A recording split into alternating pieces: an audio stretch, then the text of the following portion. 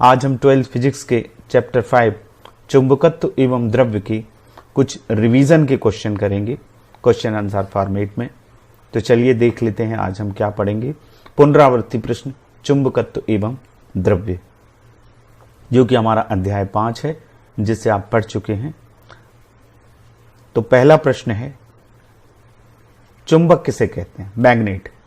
जब आपने चैप्टर शुरू किया था तभी आपको बताया गया है और आपको मालूम है कि वह पदार्थ जो चुंबकीय वस्तुओं को, चुंबकीय वस्तुएं कौन कौन सी, जैसे लोहा, कोबाल्ट और निकेल को अपनी ओर आकर्षित करता है एवं स्वतंत्रता पूर्वक लटकाने पर सदैव उत्तर दक्षिण दिशा में ठहरता है, उसको हम क्या कहते हैं?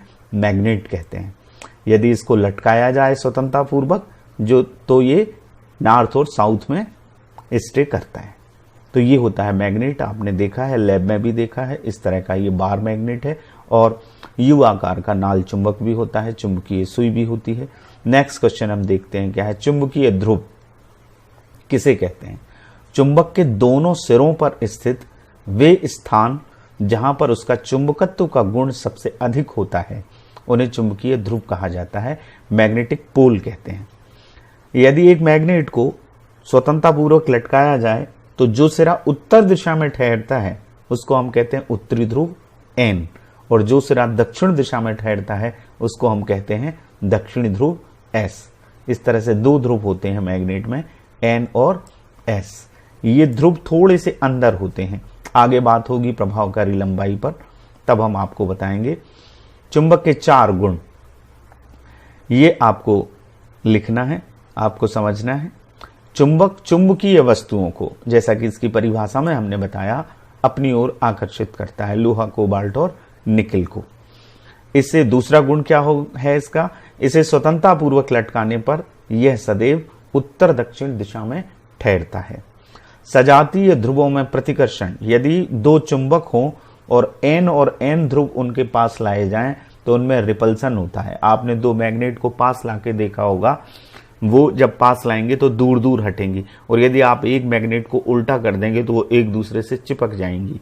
इसका मतलब है एन और एस यदि पास पास हैं तो उनमें आकर्षण होगा, और एन और एन या एस और एस हैं तो उनमें प्रतिकर्षण होगा। इसका मतलब ये कि सजातीय ध्रुवों में प्रतिकर्षण होता है, रिपल्सन होता है, और विजातीय ध्रुवों में अट्रैक्शन होता है। चुंबक के एक अकेले ध्रुव को प्राप्त करना असंभव है। इसका मतलब है आप एक मैग्नेट को कितने भी टुकड़ों में तोड़ दीजिएगा, उसका प्रत्येक हिस्सा एक पूर्ण चुंबक होता है, उसमें 2 ध्रुव होते हैं, एन और एस। प्रत्येक अणु पूर्ण चुंबक होता है जिसमें एन और एस 2 ध्रुव होते हैं। तो एक अकेले ध्रुव को प्राप्त नहीं किया जा सकता। चुंबक को पटकने पर, पीटने पर, उसे आग में रखने पर उसका चुंबकत्व का गुण समाप्त हो जाता है। तो ये चुंबक के कुछ प्रमुख गुण हैं,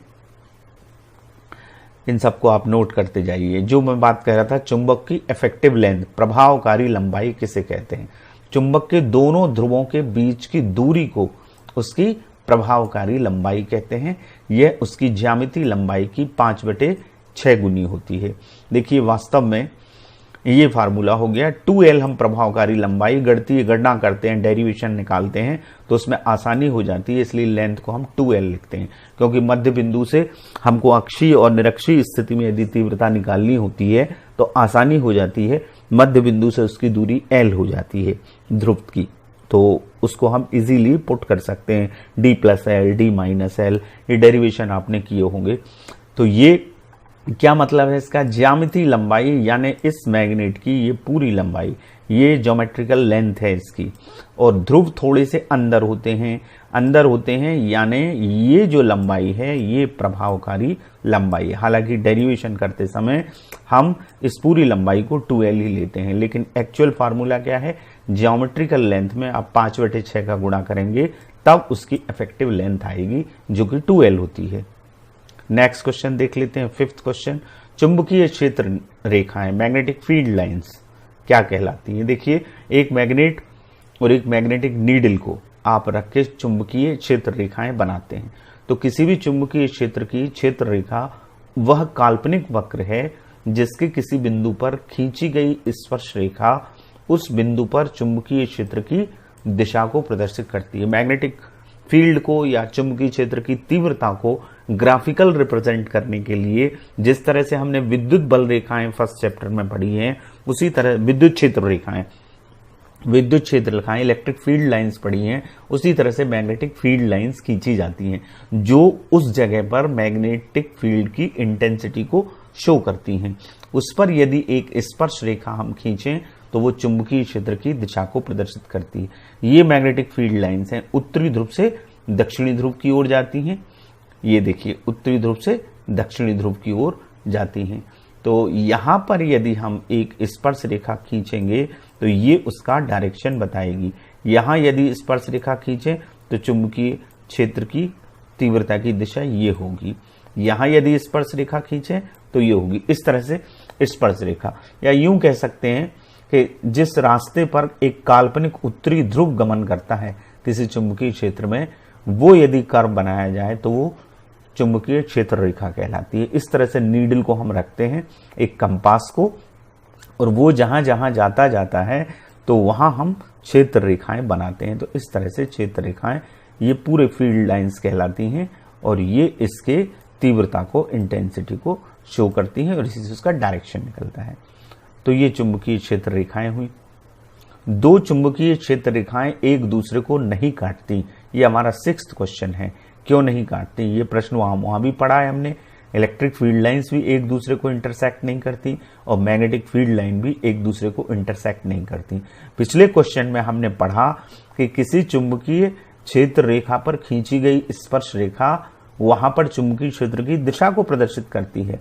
यदि दो चुंबकीय क्षेत्र रेखाएं एक दूसरे को काटेंगी किसी बिंदु पर, तो कटान बिंदु पर हम दो स्पर्श रेखाएं खींच सकते हैं। फील्ड लाइंस मान लीजिए एक ये है और एक फील्ड लाइन ये है, तो यहां एक स्पर्श रेखा हम खींच सकते हैं इस तरफ, और इस पर एक स्पर्श रेखा खींच सकते हैं इस तरफ। तो दो डायरेक्शन हो जाएंगे मैग्नेटिक फील्ड के, तो दो दिशाएं तो परिणामी चुंबकीय क्षेत्र की हो ही नहीं सकती, ये संभव ही नहीं है।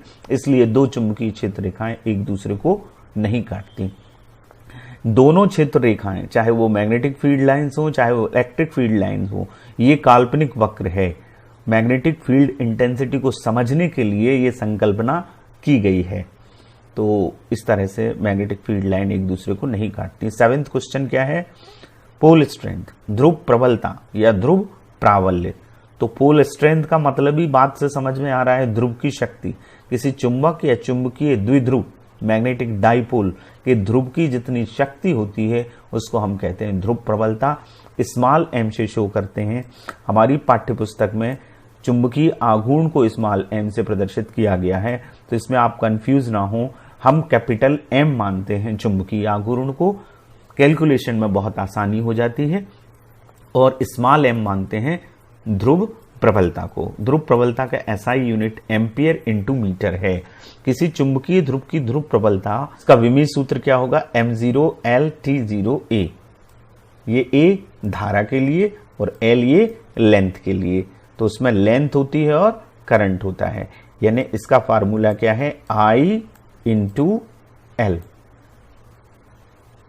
उससे ये निकला हुआ है। नेक्स्ट क्वेश्चन हम देख लेते हैं 8th। चुंबकीय द्विध्रुव जिसकी हम बात कर रहे थे, वे सभी संरचनाएं जिनमें समान ध्रुव प्रबलता के दो विजातीय ध्रुव एक दूसरे से अल्प दूरी पर स्थित होते हैं, उनको हम चुंबकीय द्विध्रुव या मैग्नेटिक डाइपोल कहते हैं। ये संरचनाएं जैसे मैग्नेट है, दंड चुंबक है, बहुत सारी चीजें हैं। जैसे छोटा चुंबक है वो भी एक चुंबकीय द्विध्रुव कहलाता है, उसमें दो ध्रुव होते हैं N और S। चुंबकीय सुई, कंपास, मैग्नेटिक नीडल, इसमें भी N और S होते हैं। धारावाही लूप जो आपने पिछले चैप्टर में पढ़ा है, धारावाही लूप भी चुंबक की तरह व्यवहार करता है, उसमें धारा बह रही है तो उसके आसपास चुंबकीय क्षेत्र उत्पन्न होता है, वो मैग्नेट की तरह कार्य करता है। धारावाही कुंडली वो भी मैग्नेट है। और लोह चुंबकीय पदार्थ के अणु, प्रत्येक अणु एक छोटा चुंबक होता है, उसको हम कहते हैं चुंबकीय द्विध्रुव। नेक्स्ट 9th क्वेश्चन हम देख लेते हैं। चुंबकीय आघूर्ण या चुंबकीय द्विध्रुव आघूर्ण को परिभाषित कीजिए। ये जिसकी मैं बात कर रहा था कैपिटल एम। चुंबकीय द्विध्रुव की ध्रुव प्रबलता स्मॉल m होती है और उसकी प्रभावकारी लंबाई के गुणनफल को उसका क्या कहते हैं, चुंबकीय आघूर्ण कहते हैं। वेक्टर क्वांटिटी है, इसकी दिशा एस ध्रुव से साउथ पोल से नॉर्थ पोल की एस से एन की ओर होती है। तो फार्मूला हमारा क्या हो जाएगा, कैपिटल एम, परिमाण अकेला लिख रहे हैं हम, capital M is equal to small M हमने ध्रुव प्रबलता मानी और 2l उसकी प्रभावकारी लंबाई। तो capital M is equal to small M into 2l। SI मात्रक किस हिसाब से क्या हो जाएगा, एम्पियर इंटू मीटर स्क्वायर। देखिए एम का यूनिट था एम्पियर इंटू मीटर, एल का एक और मीटर आएगा तो एम्पियर इंटू मीटर स्क्वायर। तो इसमें L2 आ जाएगा। विमी सूत्र में इतना फर्क होगा कि वहां LA होता है, यहां L के ऊपर पावर 2 आ जाएगी और A आ जाएगा। ये इसका विमी सूत्र है। नेक्स्ट क्वेश्चन हमारा 10वां क्या है, 10वां प्रश्न है, एक स्वतंत्रता पूर्वक लटकी चुंबकीय सुई सदैव उत्तर दक्षिण दिशा में ही क्यों ठहरती है। देखिए इसी चैप्टर में आप पार्थिव चुंबकत्व को पढ़ रहे हैं या आपने पढ़ लिया है, भू चुंबकत्व को आपने पढ़ा है। तो आपने उसमें यह पढ़ा है कि पृथ्वी में भी चुंबकत्व होता है। चुंबकीय सुई सदैव उत्तर दक्षिण दिशा में ठहरती है। इसका मतलब यह है कि उत्तर में इसको आकर्षित करने वाला कोई एक चुंबक का ध्रुव है, वो चुंबक का चुंबकीय ध्रुव है। चुंबक का चुंबकीय क्षेत्र जो है, चुंबक का जो ध्रुव है, उत्तरी ध्रुव वो दक्षिण दिशा में होता है और दक्षिणी ध्रुव उत्तर दिशा में होता है। इसलिए इस पर एक बल आघूर्ण लगता है। जब चुंबक को स्वतंत्रता पूर्वक लटकाया जाता है तो उस पर चुंबकीय क्षेत्र के क्षैतिज घटक, किसके, पृथ्वी के चुंबकीय क्षेत्र के क्षैतिज घटक H के कारण एक बल आघूर्ण लगता है जो चुंबक को घुमाकर उत्तर दक्षिण दिशा में ले जाता है। हमने जो चुंबक लटकाई है उसका उत्तरी ध्रुव उत्तर दिशा में ठहर रहा है। इसका मतलब है जो पृथ्वी की उत्तर दिशा है वहां पर पृथ्वी के चुंबक का दक्षिणी ध्रुव है और जो दक्षिण दिशा है वहां पर उत्तरी ध्रुव है। इसलिए वहां आकर्षण होता है, विपरीत ध्रुवों में आकर्षण होता है तो एक तरह का बल आघूर्ण लगता है। और बल आघूर्ण के लिए चूंकि चुंबकीय क्षेत्र के, पूरे पृथ्वी के चुंबकीय क्षेत्र के लिए ज्यादातर क्षैतिज घटक ही रिस्पॉन्सिबल है।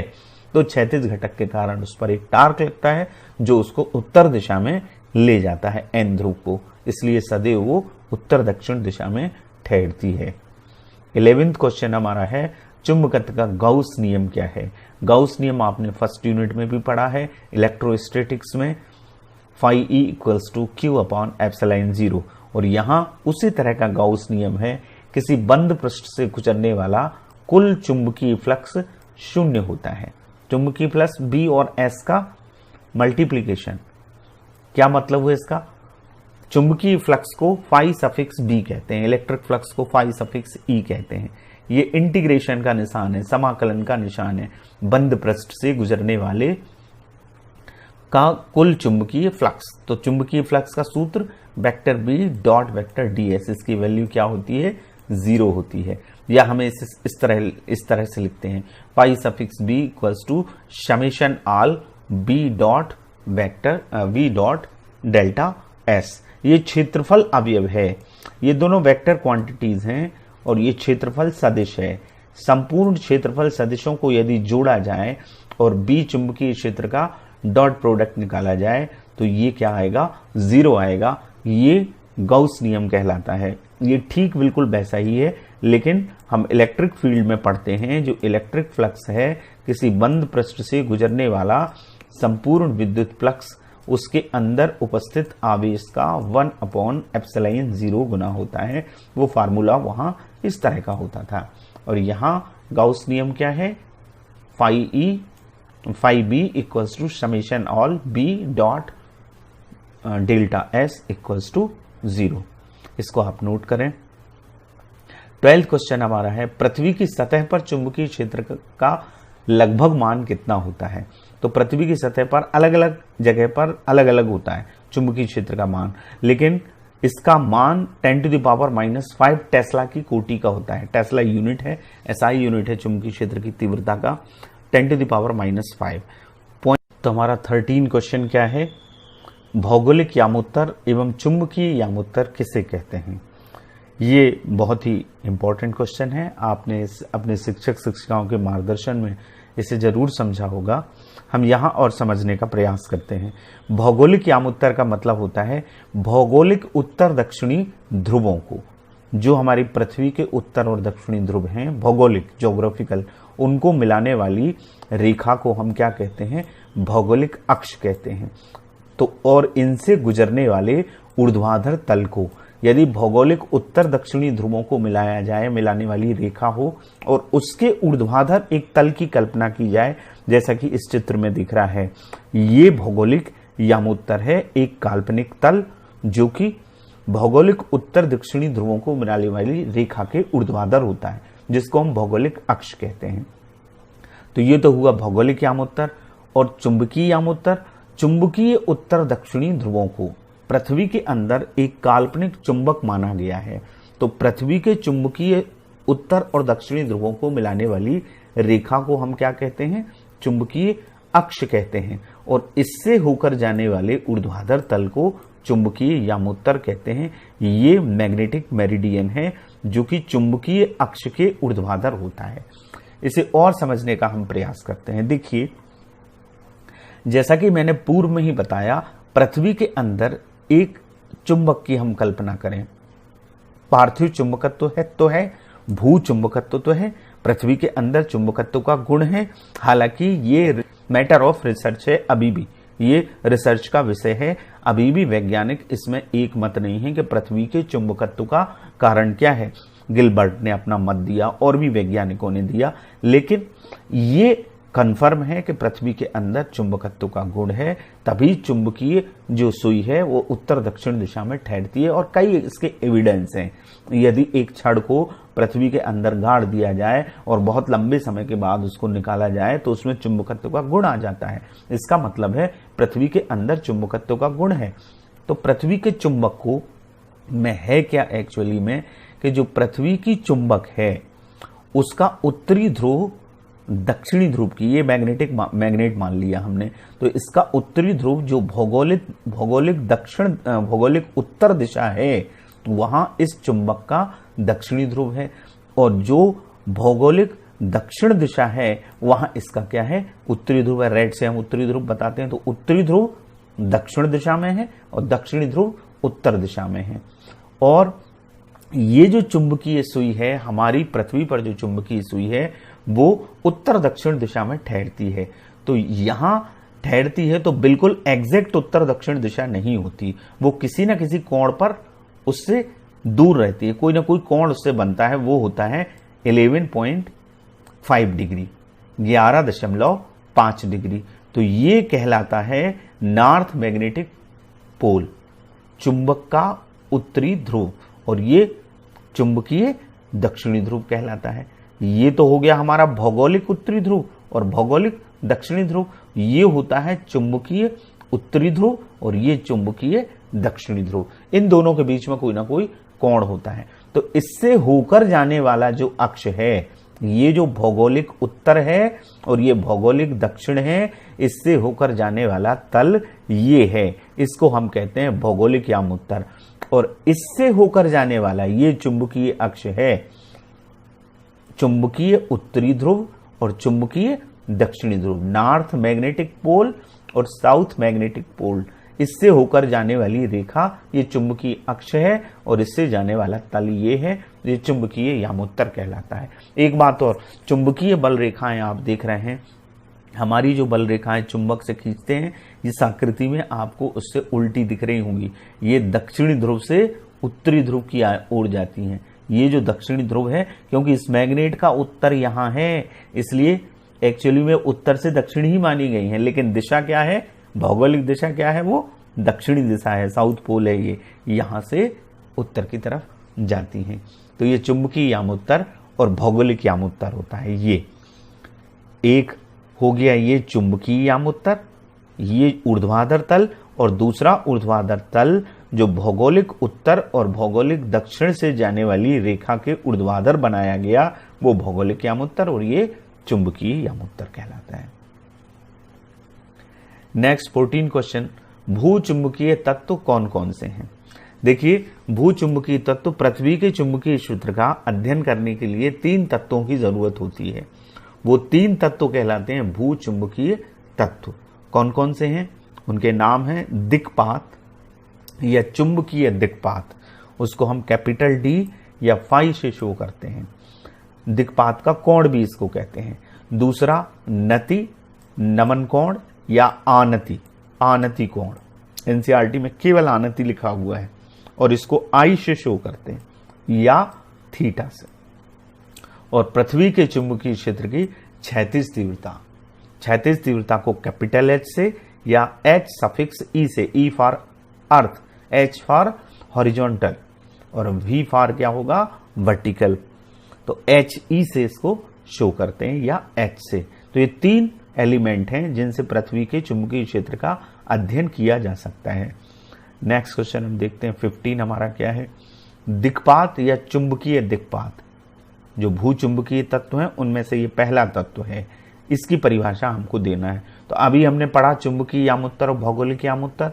तो किसी भी स्थान पर चुंबकीय यामोत्तर और भौगोलिक यामोत्तर के बीच में एक कोण बनता है, उस कोण को कहते हैं हम दिक्पात या दिक्पात का कोण या चुंबकीय दिक्पात। इसको डी से या कई किताबों में फाई से या अल्फा से शो किया जाता है। ये इस तरह का, अभी हमने दोनों मेरिडियन देखे थे, ज्योग्राफिकल मेरिडियन और मैग्नेटिक मेरिडियन। इन दोनों के बीच में जो एंगल होता है उसको एंगल ऑफ डिक्लाइनेशन या दिक्पात का कोण कहते हैं। इस तरह से इन दोनों के बीच में ये जो फाई कोण बन रहा है इसी को हम कैपिटल डी भी कहते हैं। तो ये दिक्पात का कोण कहलाता है। कुल मिलाकर चुंबकीय यामोत्तर और भौगोलिक यामोत्तर के बीच में जो कोण होता है उसको हम कहते हैं दिक्पात का कोण। नेक्स्ट क्वेश्चन हम देख लेते हैं, नमन कोण या नति कोण या आनति की परिभाषा दीजिए। किसी भी स्थान पर पृथ्वी की जो परिणामी तीव्रता होती है उसका क्षैतिज के साथ जो कोण बनता है या स्वतंत्रता पूर्वक लटकी हुई चुंबकीय सुई क्षैतिज से जो कोण बनाती है उसे उस स्थान का नमन कोण कहते हैं। अलग अलग जगह का ये अलग अलग होता है। इसे आई से या थीटा से शो किया जाता है। हमारी बुक में ये आई है, इसको जनरली हम थीटा से शो करते हैं। कैलकुलेशन में थोड़ी सी आसानी सी रहती है, एक से लेटर नहीं रहते। चुंबकीय निरक्ष पर आई का मान यानी इस थीटा का मान, नमन कोण का मान 0 डिग्री होता है और चुंबकीय ध्रुवों पर 90 डिग्री होता है। इस चीज को आप ध्यान रखें, 1 नंबर के प्रश्न में और खाली स्थान में इसमें पूछा जाता है। चुंबकीय निरक्ष पर 0 डिग्री और चुंबकीय ध्रुवों पर 90 डिग्री। अब इसमें दोनों शब्द आए हैं, उसके मतलब समझ लीजिएगा। देखिए, एक स्वतंत्रता पूर्वक घूमने वाली चुंबकीय सुई जो कि घूम सकती है ऊर्ध्वाधर तल में, तो वो यदि उसका एक पृथ्वी का चक्कर लगाएं तो पृथ्वी पर वे स्थान जहां पर चुंबकीय सुई क्षैतिज ठहर जाती है उसको कहते हैं चुंबकीय निरक्ष, और जहां पर चुंबकीय सुई ऊर्ध्वाधर ठहरती है उन स्थानों को कहते हैं चुंबकीय अक्ष। हम देखेंगे अभी। ये नमन कोण है, एक डायग्राम से समझते हैं। ये मैग्नेटिक नीडल है। मैग्नेटिक नीडल हमेशा परिणामी तीव्रता की दिशा में ठहरती है। तो ये जो परिणामी तीव्रता है ये आई से हम शो कर रहे हैं। क्षैतिज घटक को कैपिटल एच से और ऊर्ध्वाधर घटक को कैपिटल भी से। तो एच और आई के बीच में जो कोण बनता है, परिणामी तीव्रता क्षैतिज के साथ जो कोण बनाती है उसको नमन कोण थीटा या आई कहते हैं। नमन कोण आई कहते हैं, एच ई, ठीक है। और वर्टिकल कंपोनेंट ये दो जेडी है, वर्टिकल कंपोनेंट जेडी है, और इसको चुंबकीय क्षेत्र की तीव्रता को हम जनरली बी से शो करते हैं, तो इसको बी सफिक्स ई से शो किया गया है। तो ये निरक्ष और ये हो गया। यहां एक डायग्राम से और हम समझ लेते हैं कि निरक्ष क्या होता है। देखिए, चुंबकीय एस ध्रुव है और चुंबकीय ये एन ध्रुव है। यदि चुंबकीय सुई से को लेके हम पूरा चक्कर लगाएं तो यहां देखिए, यहां ये है इसका क्षैतिज तल, पृथ्वी का मान लीजिए तल है। ये चुंबकीय निरक्ष है, आप देख रहे हैं। तो क्षैतिज क्या होगा, ये होगा। तो क्षैतिज पर चुंबकीय सुई इसके समानांतर हो गई, तो चुंबकीय निरक्ष पर इन दोनों के बीच बनने वाला कोण क्या आएगा, 0। देखिए, चुंबकीय निरक्ष पर आई का मान क्या है, 0 डिग्री है। तो ये चुंबकीय निरक्ष है, यहां पर चुंबकीय सुई और ये दोनों क्षैतिज हैं, ये पृथ्वी का तल है, तो यहां पर क्या आएगा, कोण 0। और देखिए यहां पर ये चुंबकीय ध्रुवों पर ये चुंबकीय ध्रुव है, ये चुंबकीय एन ध्रुव और ये चुंबकीय एस ध्रुव। तो यहां देखिए ये सुई ऊर्ध्वाधर, ये हमारा पृथ्वी का तल हुआ, ये इसके ठीक ऊर्ध्वाधर हो जाती है। तो यहां कितना कोण बन रहा है? 90 डिग्री का। तो चुंबकीय ध्रुवों पर नमन कोण 90 डिग्री और चुंबकीय निरक्ष पर 0 डिग्री होता है। ये आप ध्यान रखिएगा। नेक्स्ट क्वेश्चन 17 हम देखते हैं क्या है। भूचुंबकीय तत्वों में क्या संबंध है? ये पूरा डेरिवेशन है जो आपने किया होगा। किसी स्थान पर पृथ्वी के चुंबकीय क्षेत्र की परिणामी तीव्रता B∗E, क्षैतिज तीव्रता HE और ऊर्ध्वाधर तीव्रता ZE हो और नमन कोण I हो, तो इनमें क्या संबंध है? देखिए tan I बराबर ZE/HE, ऊर्ध्वाधर घटक और क्षैतिज घटक का अनुपात tan I के बराबर होता है और HE² प्लस ZE² बराबर BE²। ये दो संबंध हैं। सुविधा के लिए हम क्या करते हैं, परिणामी तीव्रता को I मान लेते हैं, क्षैतिज तीव्रता को H मान लेते हैं और ऊर्ध्वाधर तीव्रता को V और नमन कोण को थीटा। ये पूरे नोटेशंस आपकी NCERT की हमारी बुक में हैं। हमारी सुविधा के लिए कंफ्यूजन ना हो तो हम इनको H, V, I और थीटा मान लेते हैं, तब ये दोनों सूत्र इस तरह के हो जाते हैं। tan थीटा बराबर V/H, मतलब ये ZE क्या है? V है और HE क्या है? H है और I क्या है? थीटा है। और ये वाला फार्मूला हो जाता है H² प्लस V² = I²। ये समझने में और याद रखने में इजी है, तो इसको आप याद रखिएगा। ये डेरिवेशन भी है, ये डेरिवेशन भी निकलता है वही चुंबकीय यामोत्तर और भौगोलिक यामोत्तर जो हमने पढ़े, नमन कोण पढ़ा, उससे इस डेरिवेशन को निकाला जाता है। नेक्स्ट क्वेश्चन 18 हमारा है, प्रतिचुंबकीय पदार्थ किसे कहते हैं? देखिए वे पदार्थ जो बाहरी चुंबकीय क्षेत्र में रखे जाने पर क्षेत्र की विपरीत दिशा में थोड़ा सा चुंबकित होते हैं, यानी एक चुंबक के सिरों के पास लाए जाने पर वो प्रतिकर्षण बल का अनुभव करते हैं, उन पदार्थों को हम कहते हैं प्रतिचुंबकीय पदार्थ। जैसे बिस्मिथ है, तांबा है, कापर है, लेड है, पानी है, नमक है, NaCl है, हीरा है, सोना है, चांदी है, तीनों प्रीसियस जो मेटल है वो, और पारा, ये सारे क्या हैं? प्रतिचुंबकीय पदार्थ हैं। 3 प्रकार के पदार्थ आपने पढ़े हैं, प्रतिचुंबकीय, अनुचुंबकीय और लोह चुंबकीय। अनुचुंबकीय पदार्थ क्षीण चुंबकत्व होता है इनमें। वे पदार्थ जो किसी प्रबल चुंबक के पास लाए जाने पर हल्का सा आकर्षण बल अनुभव करते हैं, उनको क्या कहते हैं? अनुचुंबकीय पदार्थ। इनके उदाहरण हैं aluminium, sodium, platinum, manganese, copper chloride, oxygen. ये सब क्या कहलाते हैं? अनुचुंबकीय पदार्थ। इन उदाहरणों को ध्यान रखिएगा, एक एक नंबर के प्रश्न में आपसे पूछा जाता है। तीसरा लोह चुंबकीय पदार्थ है, जिनके चुंबक बनाए जाते हैं।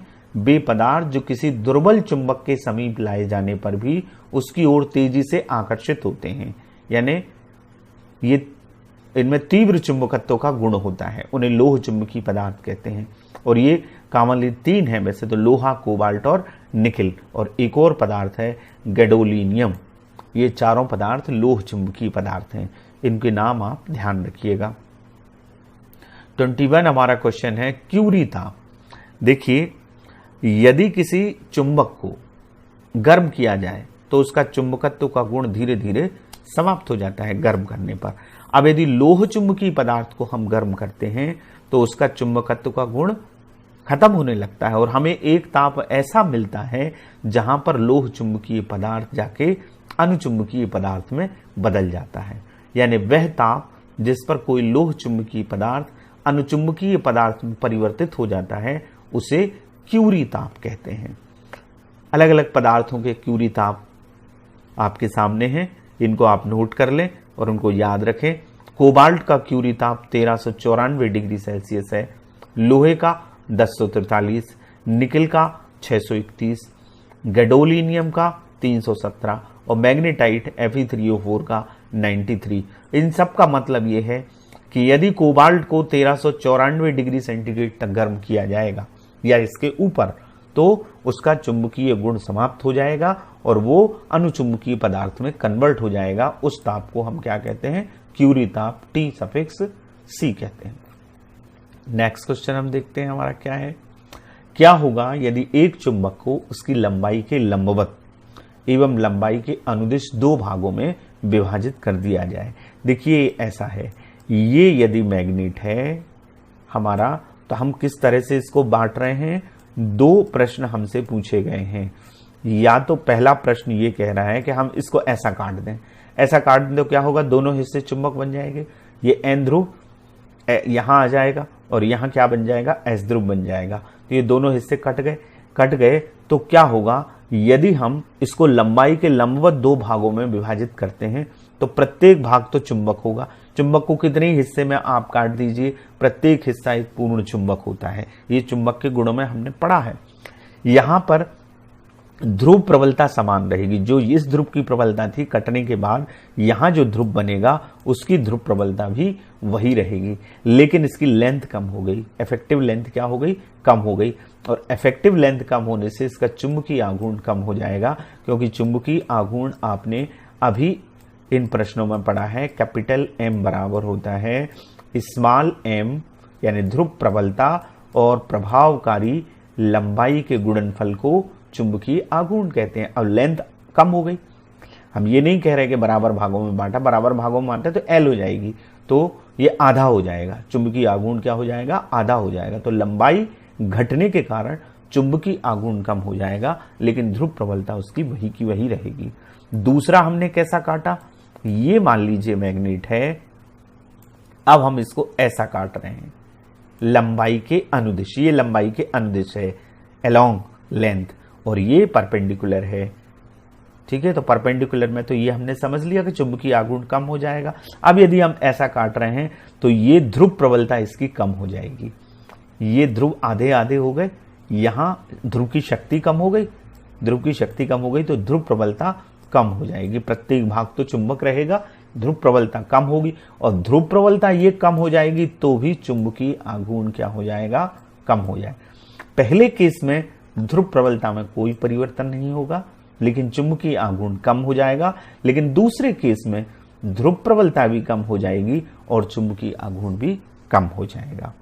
आपको समझ में आ गया हो। 23 चुंबकत्व का निश्चित परीक्षण क्या है और क्यों है। देखिए चुंबक आकर्षण गुण भी होता है चुंबक में, और प्रतिकर्षण गुण भी होता है। वो चुंबकीय वस्तुओं को भी आकर्षित करता है और चुंबक को भी आकर्षित करता है। चुंबकीय वस्तु तो चुंबक की ओर आकर्षित होती ही है, लेकिन चुंबक तब आकर्षित होता है दूसरा जब उसका विपरीत ध्रुव उसके पास हो। तो चुंबकत्व का यानी कोई वस्तु चुंबक है या नहीं, इसके परीक्षण करने का जो निश्चित परीक्षण है वो प्रतिकर्षण गुण है। प्रतिकर्षण चुंबकत्व का निश्चित परीक्षण है, क्योंकि चुंबक चुंबकीय पदार्थों एक चुंबक दोनों को आकर्षित करता है, परंतु चुंबक केवल अन्य चुंबक को ही प्रतिकर्षित करता है। हम दूसरी दो वस्तुएं रखी हुई हैं, उनमें से एक चुंबक है और एक चुंबकीय पदार्थ है, तो हम एक चुंबक को चुंबकीय पदार्थ के पास लाएंगे तो वो आकर्षित ही होगा, लेकिन यदि हम उसको चुंबक के पास लाएंगे तो वो आकर्षित भी होगा, और यदि हम पलट देंगे तो उसमें प्रतिकर्षण होगा। तो इससे हम समझ जाएंगे कि वो पदार्थ क्या है, चुंबक है। तो प्रतिकर्षण वास्तविक परीक्षण है चुंबकत्व के निर्धारण करने का, निश्चित करने का। 24 क्वेश्चन क्या है हमारा, देख लेते हैं। स्थायी चुंबक बनाने के लिए किन पदार्थों का उपयोग किया जाता है। देखिए स्थायी चुंबक इस्पात के या स्टील के बनाए जाते हैं, स्टील का इसमें उपयोग होता है, लेकिन इसके अलावा कुछ एलॉय भी हैं, कुछ मिश्र धातुएं हैं, उनका उपयोग भी होता है। उनके नाम आप नोट करें। एल निको एक मिश्र धातु है, एल निको, इसका उपयोग स्थायी चुंबक बनाने के लिए होता है। और ये किस किस की मिश्र धातु है, इसे आप नोट कर लें। लोहा, एल्यूमिनियम, निकिल, कोबाल्ट और तांबा। आयरन, एल्यूमिनियम, निकिल, कोबाल्ट और कॉपर, इन चीजों की ये मिश्र धातु है, एलॉय है। दूसरी चीज है कोबाल्ट स्टील। कोबाल्ट स्टील लोहा, कोबाल्ट, टंगस्टन और कार्बन की मिश्र धातु है। और तीसरी चीज है टिकोनल। टिकोनल किस किस की मिश्र धातु है, टाइटेनियम, कोबाल्ट, निकिल और एल्यूमिनियम, ये चार चीजों की मिश्र धातु है। तो स्थायी चुंबक प्रायः स्टील के बनाए जाते हैं, लेकिन इन मिश्र धातुओं का भी उपयोग स्थायी चुंबक बनाने के लिए किया जाता है। नेक्स्ट क्वेश्चन हम देख लेते हैं और ये लास्ट क्वेश्चन है। एक समान चुंबकीय क्षेत्र में छड़ चुंबक के दोलन काल का सूत्र क्या है? दोलन काल आपने 11th में सिंपल पेंडुलम का पढ़ा है, T = 2π√L/G। ये एक डेरिवेशन है, उससे ये आता है T = 2πI/mb। यहां पर जो I है वो जड़त्वाघूर्ण है, जो कि 11th में आपने पढ़ा है। I जड़त्वाघूर्ण, M चुंबकीय आघूर्ण और B चुंबकीय क्षेत्र की तीव्रता। ये दोलन काल का सूत्र है, चुंबकीय क्षेत्र में छड़ चुंबक के, दंड चुंबक के दोलन काल का सूत्र। तो आज हमने इस चैप्टर से संबंधित 25 प्रश्नों को समझा, उनको देखा और मुझे लगता है कि आपने इन्हें नोट भी किया होगा। आप जरूर नोट करें। अब आप अपने शिक्षक और शिक्षिकाओं के मार्गदर्शन में इस पूरे चैप्टर को समझिए। ये अंतिम इस चैप्टर का वीडियो था जिसमें हमने रिवीजन किया, कुछ क्वेश्चन किए जितना संभव हुआ, और भी बहुत सारे प्रश्न हैं। अब आप अपने शिक्षक और शिक्षिकाओं के मार्गदर्शन में समय सारणी के आधार पर अध्ययन करिएगा। Thank you very much.